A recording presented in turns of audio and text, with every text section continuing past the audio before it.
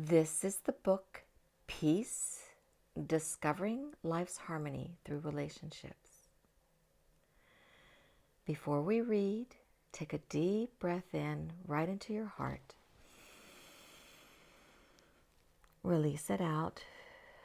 Open your heart and listen through your heart to a portion of this book in the chapter called Truth. Here you go, Truth.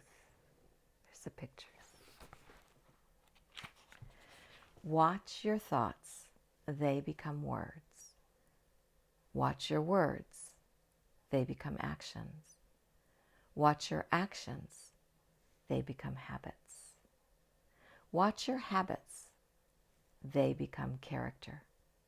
Watch your character, it becomes your destiny. Lao Tzu. Truth. The question of finding one's true self may be the result of a semantic confusion.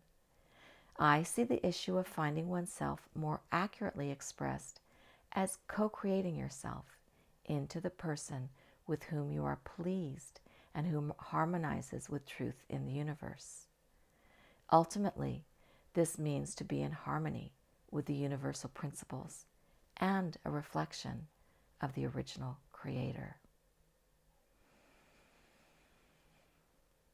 So when we say we're trying to find ourselves, what we're really meaning is that we want to co-create ourselves together with the Creator.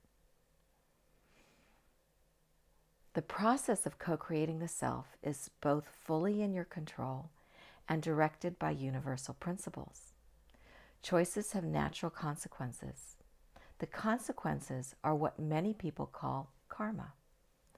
Pain tolerance is what allows us to persist in creating bad karma. The statement, "Blessed are the poor in spirit," expresses how strength to endure pain and misery only prolongs the change that is necessary to realign with the truth. Actions that violate universal principles get answered with universal principles. So basically, understanding these two compact paragraphs is to really think more clearly what you mean by finding yourself. It may actually mean realigning yourself with universal principles that will bring you results of joy and fulfillment and abundance and happiness feelings. So universal principles do exist, and that's why you get the consequences that you get. And when you get the joyful, fulfilling consequences, you know you're in the flow.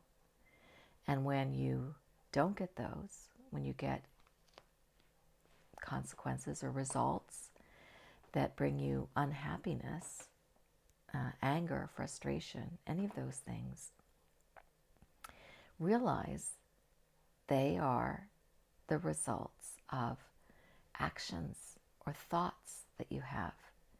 And they are loving guides and warnings to change your thoughts, change the way you're doing things, to make some changes, some adjustments to get back into the flow. So now I'm going to share with you the exercise in finding peace through being truthful. So truth is an aspect of peace, of building our peace. And this exercise can help us get there. Redirect your thoughts and remain truthful. Your experience is real. What you sense, feel, and receive from your environment is your truth. However, we quickly take this raw experience and translate it into thought. Raw physical senses, sight, hearing, touch, taste, and smell, combine with raw emotions, fear, joy, anger, sadness, confusion. Most often the raw experience is instantaneously churned in the thinking machine and woven into a thought. So, for example, seeing your best friend walk down the hall with someone else and not notice you, combined with a fear sensation, becomes this thought: I feel rejected. The raw experience moved quickly into what we call a feeling, although it is actually a thought. If we slow down the process, we catch it from the raw experience.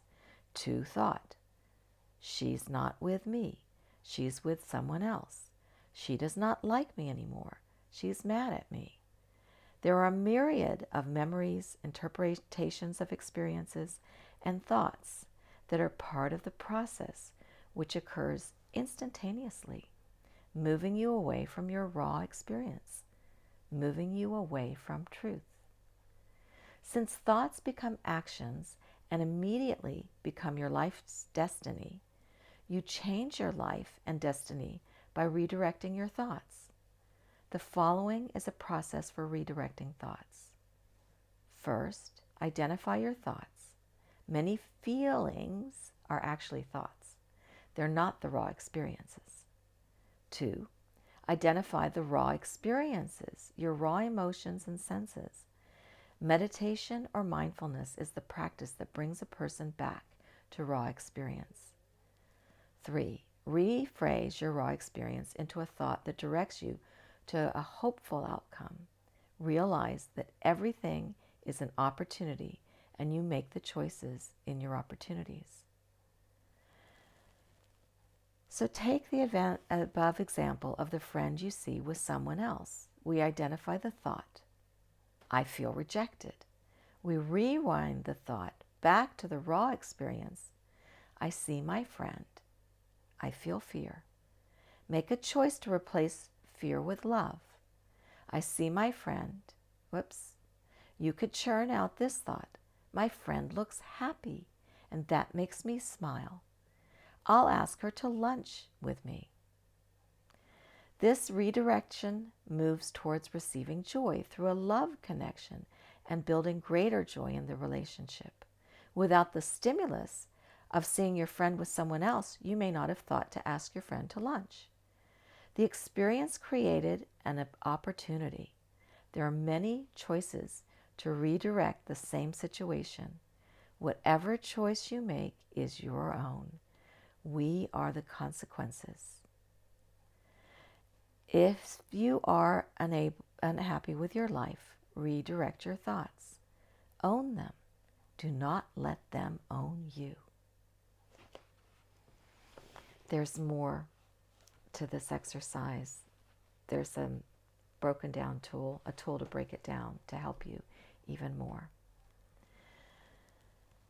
So take a deep breath now. Let everything just sink in. Listen to this video a few times to really let things sink in and help you own your thoughts instead of letting them own and direct you. You may direct your thoughts by choosing again. If you've chosen a thought that makes you miserable, look at that thought, identify it, and come up with the opposite thought, which should bring you joy and peace and happiness.